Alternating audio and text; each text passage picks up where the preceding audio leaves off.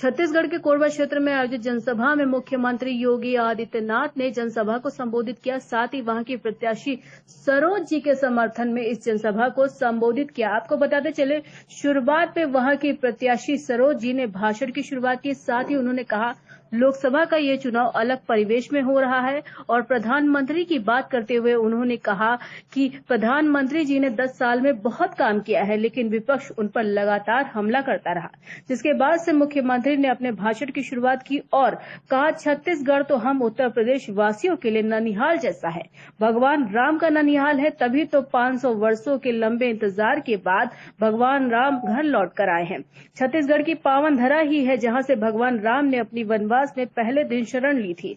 मुख्यमंत्री ने कहा, तीसरे चरण का चुनाव अब आपको देखना है। साथ में मुख्यमंत्री ने अपनी योजनाओं को गिनाते हुए कहा कि विपक्ष पर जमकर हमला भी बोला और कहा कि कांग्रेस के समय लोग भूखों मरते थे, जैसे आज के दौर में पाकिस्तान का हाल है जहां वो लोग भूखे मर रहे हैं। और कहा, कांग्रेसी तो कमीशन खाने के आदी थे, जिनकी कमीशन के प्रधानमंत्री ने रोक लगा दी। लखनऊ से राष्ट्र प्रस्तावना के लिए युक्ता पांडे की रिपोर्ट। भारत माता की, भारत माता की, वंदे वंदे वंदे। छत्तीसगढ़ महतारी की, छत्तीसगढ़ महतारी की, भगवान बिरसा मुंडा की, भगवान बिरसा मुंडा की। 2024 के लोकसभा चुनाव कोरबा संसदीय क्षेत्र से भारतीय जनता पार्टी की लोकप्रिय प्रत्याशी सुश्री सरोज पांडे जी, छत्तीसगढ़ शासन के मंत्री श्री लखनलाल देवांगन जी, पूर्व मंत्री श्री ननकीराम कंवर जी, भारतीय जनता पार्टी के प्रदेश के मंत्री श्री विकास महतो जी, जिला संगठन प्रभारी गोपाल साहू जी, जिला अध्यक्ष श्री डॉक्टर राजीव सिंह जी,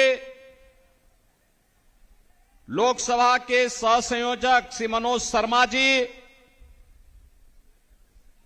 मंच पर उपस्थित श्रीमती संतोषी दीवान जी, श्रीमती धनेश्वरी कंवर जी, श्री जोगेश लांबा जी, श्री अशोक चावलानी जी, श्री ज्योतिनंद दुबे जी, भारतीय जनता पार्टी के सभी पदाधिकारीगण, भारी संख्या में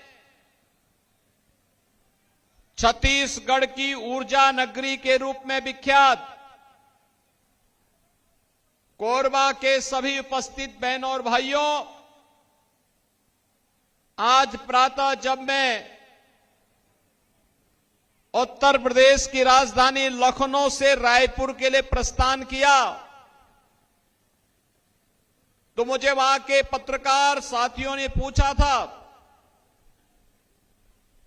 कि आप छत्तीसगढ़ जाना चाहते हैं, वहां जाकर के क्या कहना चाहते हैं? तो मैंने तो एक ही बात कही और बहनों भाइयों, मैंने कहा कि छत्तीसगढ़िया सबसे बढ़िया। लोगों ने कहा कैसे? मैंने कहा बताओ, कौन ऐसा व्यक्ति होगा जिसको ननिहाल अच्छा न लगता हो? और ये छत्तीसगढ़ तो हम उत्तर प्रदेश वासियों के लिए ननिहाल जैसा है। भगवान राम का ननिहाल है, माता कौशल्या का मायका है और इसीलिए तो 500 वर्षों का इंतजार समाप्त करके जब अयोध्या में प्रभु राम फिर से विराजमान हुए हैं तो सबसे अधिक उल्लास और उमंग अगर कहीं पर था तो छत्तीसगढ़ की धरती पर था।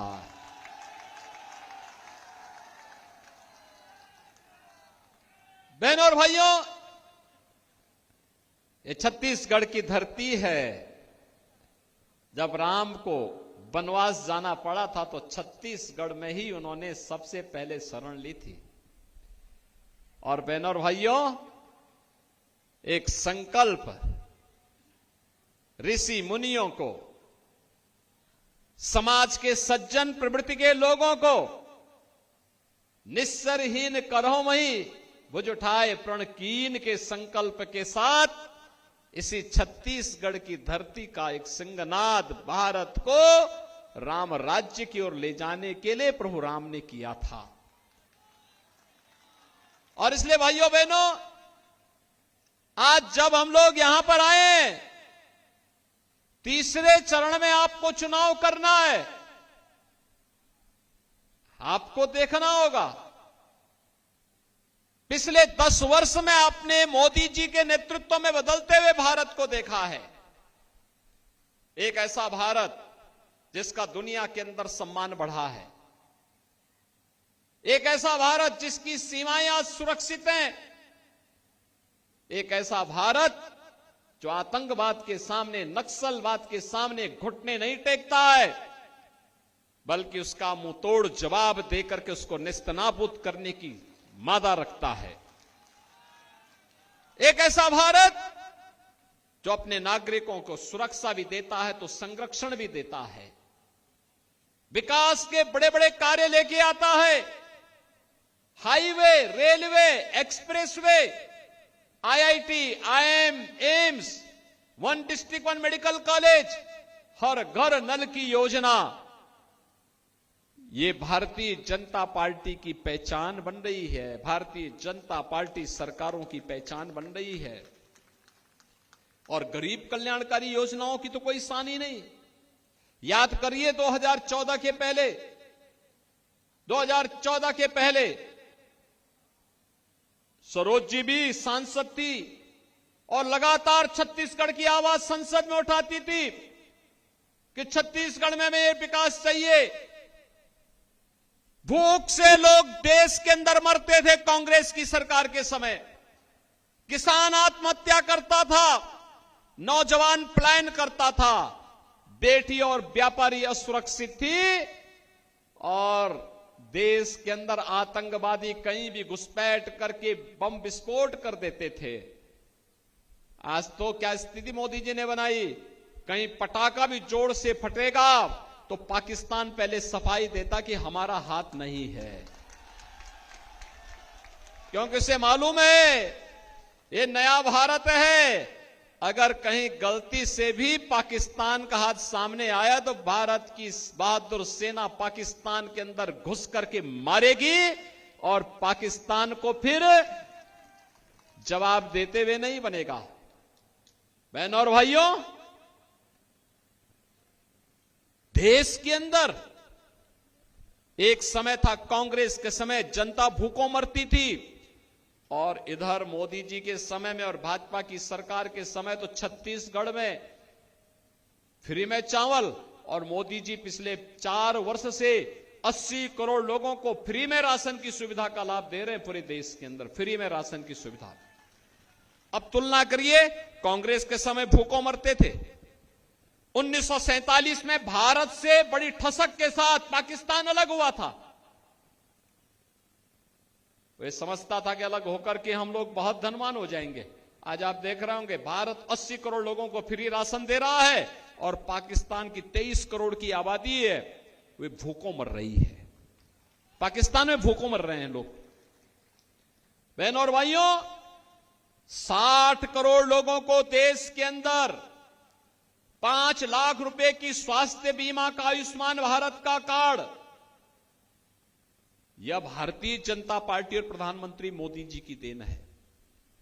जो कांग्रेस के लोग कह रहे हैं कि कांग्रेसी तो कमीशन खाने के आदी हैं, उनकी कमीशन खोरी को मोदी जी ने पूरी तरह लगाम लगाने के लिए ही गरीबों के जनधन अकाउंट खोल दिए कि दिल्ली से कोई पैसा भेजेंगे, रायपुर से कोई पैसा मुख्यमंत्री जी भेजेंगे तो पैसा सीधे अकाउंट में जाएगा, बीच में कोई कांग्रेसी दलाल उसमें डकैती नहीं डाल पाएगा।